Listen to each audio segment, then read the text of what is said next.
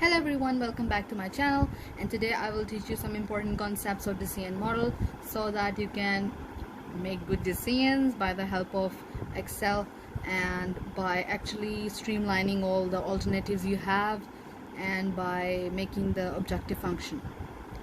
So firstly, you should start by noticing that if you have three or more alternatives, one or two alternatives, and you need to make a decision, you should know that there should be some sort of elements, some features. So we call those features constraints. So basically, first thing, the step one that you should know is decision variables. You need to know what type of variables you have in the question, what are your alternatives that you will follow. For example, if you're selling product A, B and C, so product A, B and C are three products, so they are your three decision variables. Then we have step 2. Step 2 considers the important constraints. So basically the constraints are all those points that we need to see in order to, the restrictions or the limits that are attached to any question or any decision that you're taking. Alright, for example, number of hours available to do something, or number of employees that you have. All those restrictions in which bind you in some sort of resource that you have limited. Limited resources when you have they represent your constraints. Alright, so in order for you to implement a decision model, you need to have decision variables, and then you should have the constraints. They can be one or two, and they can expand to almost 100 and more than 100. But when you have grip on decision variables and constraints, like you can identify a question, you can identify all these things in the question, then it is super easy for you to go ahead with this. Then we have an important concept of objective function. Alright, step 3 is the objective functions. You need to see what type of function that is going to be implemented. Your objective function can be minimum, can be of maximum. Alright, so if you are considering the minimum case, so it could be of cost. For example, if you want to minimize your cost, you will allocate your decision variables and your constraints on the Excel sheet, and then you will have the answer at the end by putting all the formulas in, and by using the solver you can get the best optimal solution. Alright, for example, in case of maximum, you can have profit, and you can have other variables, for example, which you need to improve. For example, if you're talking about investment problems, so there will be an annual return which you need to increase or maximize in order to use it as your objective function. Your objective function will help you remain consistent. Like, it will be like, this is your objective function, and all other constraints and your variables will be telling you a best optimal solution with the best optimal variable. For example, your objective function will help you in using the best options available in order to get to the point, in order to reach the optimal. Alright, I hope you got that. So we need to see the criteria for the constraints. Alright, constraints can range from almost less than equal to, greater than equal to, and then there is less than, and then there is greater than. You need to understand these variables, these constraints.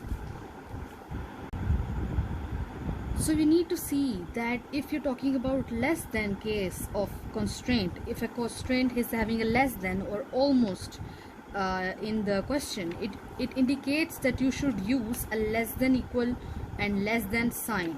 Alright, you need to see that. If you're talking about more than, so you should use more than. It's like, it's obvious, it's self-explanatory, right? But when you're talking about equal, so you use equal.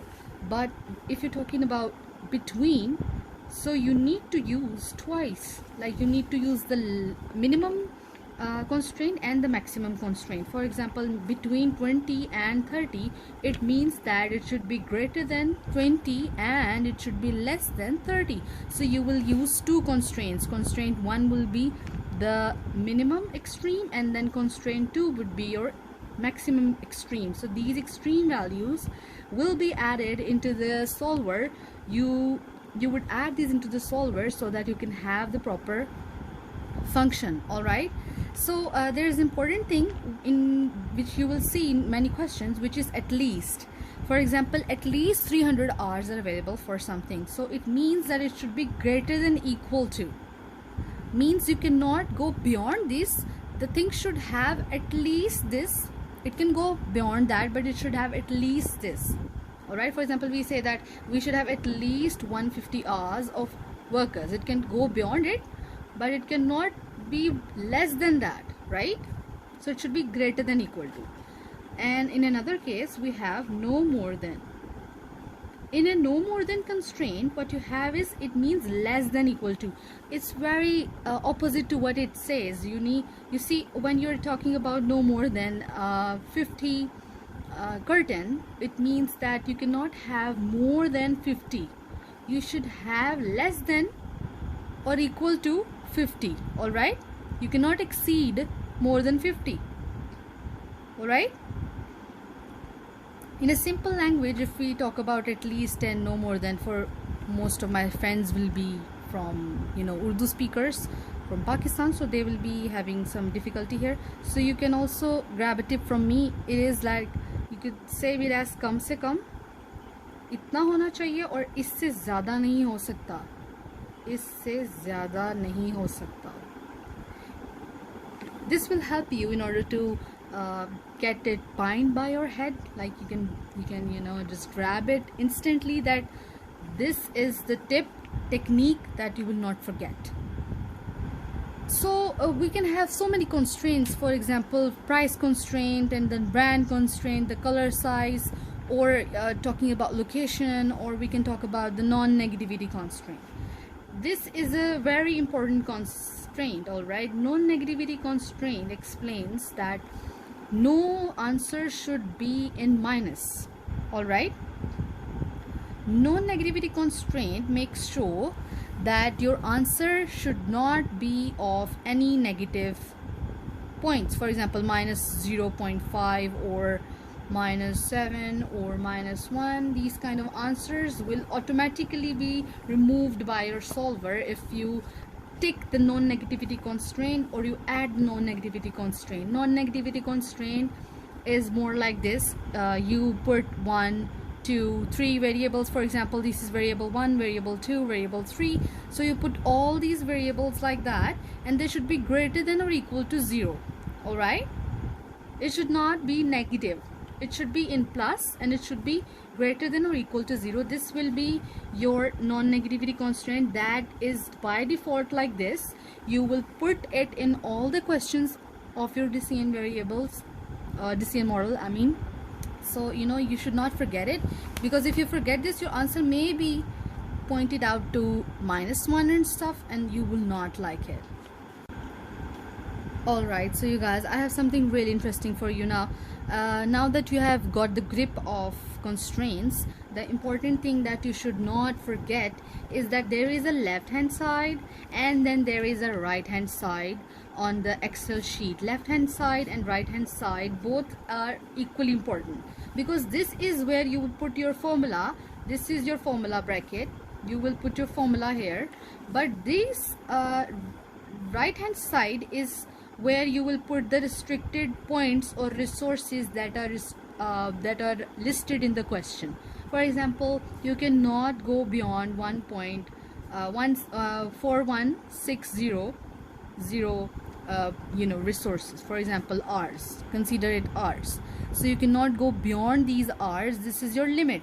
So your right hand side indicates your limit, but your left hand side indicates the answer or the consumed available that you will get by the optimal solutions, which will be taken out by your solver. All right, this whole concept will be a lot more easier when I will tell you on the Excel, because it is very easy.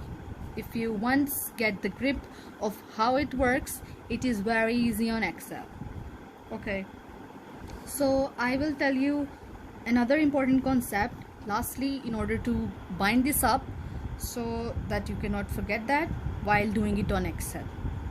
Some questions may ask you to put integer. So when you are having integer constraint, it should be like int. You put I and t, and that is your constraint itself. This constraint will work as an integer, so when your answer will come, it will not be in decimal or it will not be in minus form. No decimals and no minus form. It will be an integer like this. Side by side also the consumed and the limit, as I have already explained you. We can also say that left hand side is your independent variable. Alright, it is not dependent on any other thing and it is independent. But your right hand side is dependent, because this variable is more of like a variable which is being dependent on the resources and the objective functions that we will provide it. Alright.